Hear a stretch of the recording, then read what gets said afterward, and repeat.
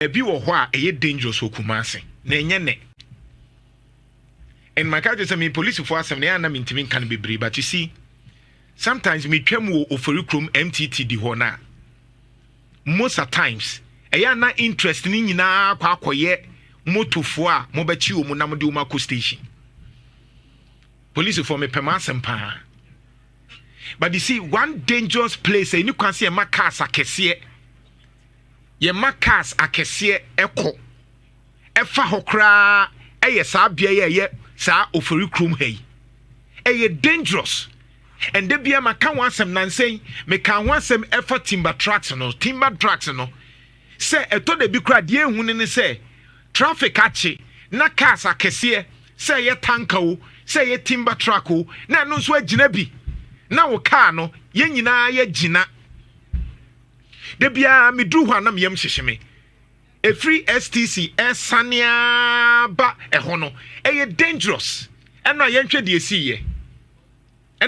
esiye ama car na tse nyame nko akọ crash mi wan sa cars na eba na no enre ya na me ka say police for eya mo ncheke cars no say ye trotro say ye den yo o mu brake ni sa nyoma ni nya cars ni bia kese ene nam so brake ni kura anye tere bia gia yi otwe a la sa misia over driver bi gia ne nye no so otwe no che say aso ni gia ne eko na ni nyina o mu nyina e de fa nipa ye ncheke na a lot of accident and say we realize say a lot of accident was system ni mu a lot of accident Nenra hwede esiye wa hwe bra Facebook ne be I'm sure say bia wo hu no Facebook eno ane se atia etiye no yenya ba bia amfa kasa kese ne fa hoye den timber trucks na ya na fa hoye den enti nya route bia hu se kasa kese no enkofo oforikrom yentimi nya police for no ntimi nya direction bia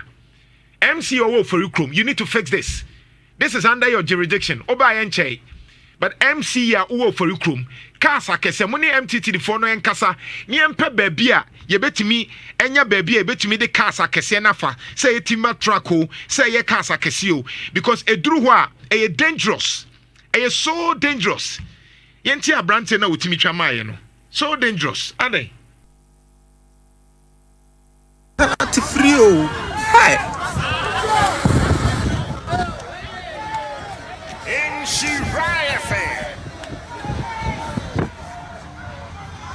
Branch and just saying some no canonese.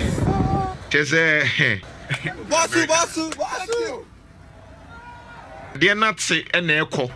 Enti say the enti me kasa ni bi no kasa ni bi enye radio de. Enti nsem na no ka say ne ho adwiri nti say what the what the F word in nkwa na so timi ka awrade buebu ono so buebu obetimi aka no. But this is what is happening. They were a city. Nana driver na yade o. Nana nim o sha na oba. Unsa nana baby e tight am ni bi kokun akura bia we de 2 months plug yade no. Yeah. Enti nana otibesi on come nim o ma fi kromo ba no. Unsa ndo mo se e ba to mo metimi adwane. Ko nana imanye se ka ya tene edi wachi a. Ti driver na yade e no dane ne nsa de ko share a new road no. E kwa sokwa wo baby a VIP fo no de ko ball cars be 6 mu ho. But in America say you see answer na car ebetuti say aeroplane. Yeah. So aviation. Yeah. There's no way when I adwuma. There's no way aeroplane be betu. Or Brian check say bibia you okay. Yes. Nana I know nana yan ba me pass me say I get you. Nana we kra no pattern. Nana ba Kumasi ya the last 10 years. Say nana this is a mo ofuru Kromaraga junction accident. Odi wa boni Google nana. Information be ya ba esia nana baby a omkoye total filling station. Unza na zero message anim wo. Imagine na na tie no de ko wura station fuel station wo. Kunipo. Nana gas stations na time ka so ya nana ni time so ya de no. Won baby o twa ne nsa wo de kopem. Unsa se wo mo bobo nto sadaka wo ho. E wo pa na ma ne ton ade no. Nana odi numu wo ha kabana nke ka semfo get me nyesu anopai.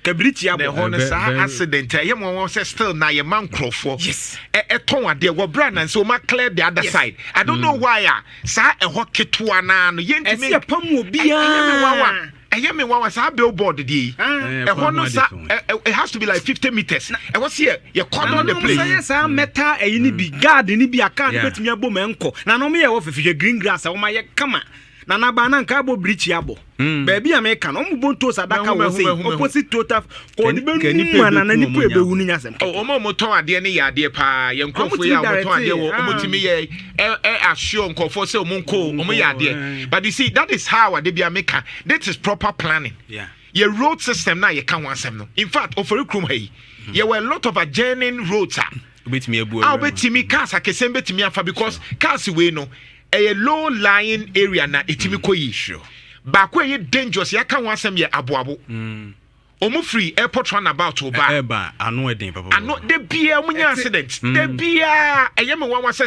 still na no ye ntimi create pattern say cars akese no aha na wo so omo fa na na ni ehu no car na say na okay obo break no na mate ni de chalk patam bia chalk koto ase say na na omo breaks no e wo issue pa na say na ba ko ma me kote fa so kra say oba me hasa bi oba na me do take police station nem na me dan me say ko fa CCC kwa na bewu omo udi obatia na nuakai mri bi utwa ba ko bi nuaka na nimu ko street na nua na nka say egu car no so so ono ne direction car na sugar ade no udi na chi asem udi na nim so asem che say omu breaks no e na sane so particularly nti roads anka ye slope a e be krum sana baby am ka say N6 highway no akra kuma say fa na N6 highway e trans-African route in an Mali for track efa Burkina Faso efa entu ye denya Burkina Faso track e be fa kwan we so and then e be fa kwan we so e come back to the point away say a pattern na Dr. Jones said yesi ba ku mienu miensa but dem ni na gusu yes ade no na die we akuge bi okose track ase eku akura bi na me nko amiri bi ke kotia se filling station wana ayi bi se bi ye sa ade ni na timi nka se bi a track we time say fa time say yesi na he nua dia wo ken obehu nua kantin ka ba miensa na je string ne bom na ode nam kwa ma wia na me kra de two things option say sa kwan na apeso mo fa so a omudru ba bia e wo so omutimi tua na police escort to omo what it means is that omu de traffic ro mu nyinam what you say ne am omuko as a minor yes, if that is the option dia ya na emi hu ni se na utimi se wadru sane so yes traffic ache na car kesi we nim se ni break nya we free akire no oba na traffic na obeti obo break no obeti na bo free no enye if you free na woman enso enche because onam sane so recently crow from there near dia to so no and so tiba track is ekonya mo be last 2-3 weeks and also the same cars akese ye wie no ye once again ye ni awie na yem from outia so na tofema I remember this year ade ba kwa me kan wase mo sa cars akese ni timber track ye kan wase mo ha na ni made ba ko fie aroga jansi onana se odisani wie na wo tie simako airport runabout wona na omu dane omu sapa ni hu no amena bi da ufri airport runabout abedu aroga jansi de no amena no na wo betie se ofodu kroma na wo tie si krom no enti me hu se na me nche ufri airport runabout amena bi do na amena da ho ko ba 3 years ni eno se obu ni nsa na se tai ne ba ko tomu abun se no ma na yesi ase wo a wo di ni nche mu ebegu so ehu na na ni unsa na ba ofori krom police station unsa na obi eni ho ba no pe ko na ko he moto ni oka o menka ana na ka no se o se na monye but at least dey bu onso mo ensure na miri bi se ofori krom police station ho na bidie ka omo tem bia na bidie ka bi nya accident ho se na ye business bi o se na yon ti ase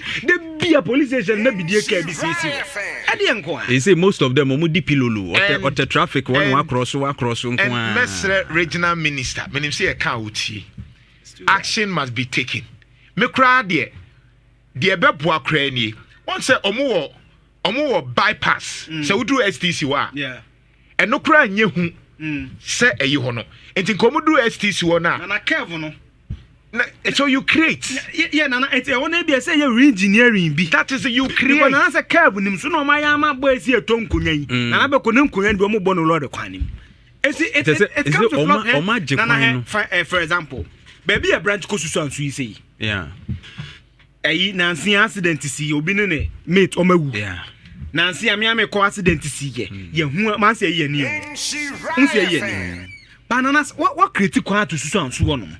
And a car befawo. So you need to put in Nana a safety measures be a belly metakana, Konipa not free now bar. That's what be cross control be any. And the crowd bet me cry, save your person, you know. And then just so what to mean ya quaya, a bit me the walk, I bet me a pie quine be. That's all my Nana Isha, and you do St. Louis. St. Louis, so my yatima be Sasokoraman. What me remember do yet try. Yeah. Nana be a dedicated, I said, no, near critic, one on a cast when Edu a chia, Nana. Oh. Mr. Regional Minister, and now no pay Mr. You guys must take action. MTT dimpenny for no way, Munsa Muni Moya away. Oh, and you may be I am a ferry. I did be I am a ferry. Some can't asema you bet me aye. Where simple thing. What you say, Carsenum eh? Timber track no crowd yet. Just say, me who cry na me who ya me. Ma can't want some me nimsi can't qua and penny for you. Timber tracks, me nimsi can't come penny for you. Yentimin can't show me some massa. Time be say yentimin fan fanny pem. Babu say rush hour, not timber track, and I'm quemu. It's police for Muhu. It be a ye bon crofo. Mini anum police for Timuhu. Said this time it is wrong. Say big hours are casting in Ejinano. Samun Timia get a convoy into Drew Babia. And what say ye must. Say you drew a manguasia. You was special. Ebi opeso tem. It is and no a didn't betem. Yeah. Near charge you. Yajiska. Now by not charge you as part of the immigration. Yeah. Sasi can ye be better to moto ne wine kid no. Eddie Abwa. It is a Drew sa level now. Original police one na motorcade ni day. Eddie never betem. Sure. And on the side there's no way Rebecca so could traffic. Yeah. It's a motorcade, nobody can't bar him. Yeah. Just a V8 the air near the motorcade. V8 air near the motorcade. One break yen. Na timber track and the motor yen for motorcade. Say to me, let's do that. Because I hear my cat timber track once a maca. Simple. Nana Malini Bokinomium Yama port. And to bet me a charge you on Safino because an Okuman for and a crackumas most accident track or more reckless drive than number of Quanasono. No more sound and a bob will be a bocan and him a tower near as I saw to room. A big crab actually who in the chia who say a long vehicle. Do you want that Nana? Abwa they are okay. Oberquaba one of Pecohe. A coin musa near some packet trucks no one like coins light be any so. That's all man, that's one of my radius another could do fee. Nhyira almost scale sa vehicles because one of the other issues are arising from this accident in Inako say load na ya no mukra na bi nso do so do. Ebu otimi load car no otimi send rate ya kire say bia say fa this particular weight. Now we break na beda afa. Akwabo ankra wo. Na so mu twem wo barrier. Self barrier ni wo. Ensa why ya no what because car na ye ni weight no ene ya kire weight no madodo ebetumi afa uchi brake na ebetumi achi yie nanso ye be fa overload nti wa fa barrier wako scale no ho atumi atwamu ba beduru kroma beku nipa wo de hwe car yi kura wo yi sisi e hwe no ma ne ba bia ya load di agu e de itapoli ye akrisu hwe ba bia no ma ideda enti sa na ye kan se car ni weight tie ba ko bi nso nansen car bi ekokun abrantie bia no free oboase ba car no e wo oboase kwan so no na no pe na obi twae na eda so wo kwan ni mu esiwo ye de to so amo ahwe onyama ni bi wo ho a wote a then you ask yourself what is happening onyama ni bi wo a wote a what is happening car na ekun nipa no eda so te egina ho ye nye ho hwe ye nyim firi ho police fo nyim firi ho but obi awu kwa car ni nie car we na kun abrante mo pa abrante ni so bi chama me car we ene koku abrante na kwa na onim se ene ode akoshem ode kohye ya abrante na wu nice guy wahwe car na esi obo asese a car na bibia ni o mi wa law na ye clear so wo park car bi say ya e was say warning triangle everything a part of the law so now what is happening na say the wura na you Boko no mebu e champo wura na no ne warning triangle na now adwema tete ko 4 gallon 4 gallon na ene ayi ni ebu ne dia tokwan no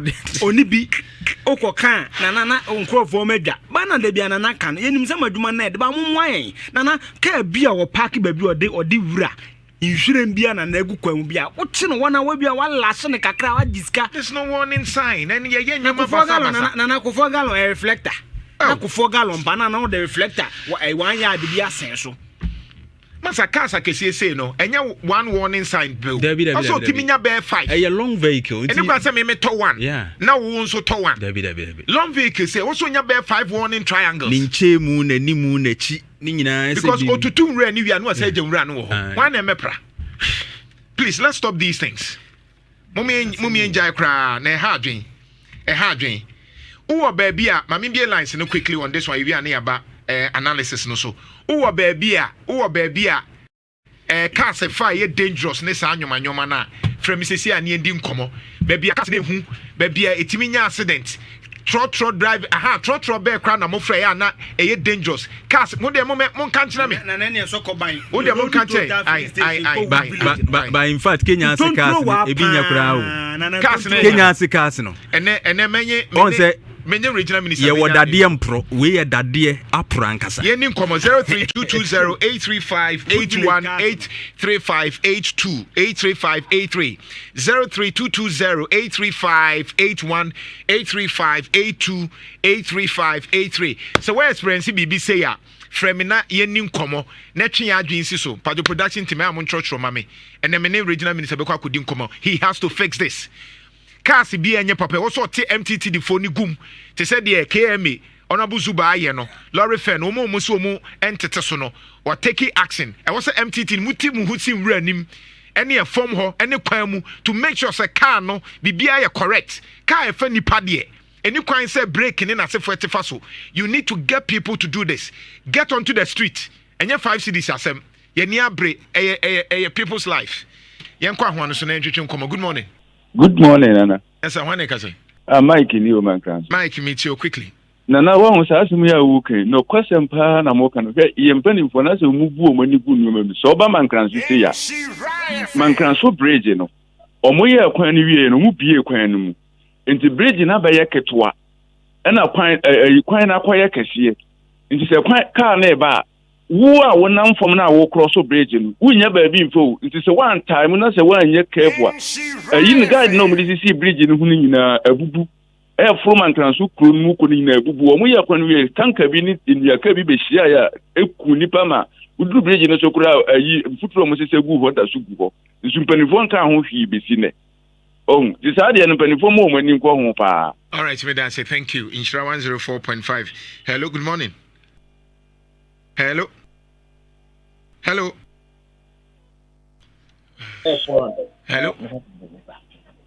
Yeah, hello, good morning. Yeah, good morning. Pato, your friend me, Baso Assemblyman for Kentin Chrono. Okay, Pato, what silicon? Silicon, Yeah, free Accra and headed towards Tech Junction. Now, a bisu free Tech and headed towards Silicon in Kentin Chrono. That same way, accident way, almost every week, accident is here. Yakwa Assembly, I can once them for the past 6 or 5 years. I'm there assembly member. Nothing has been done.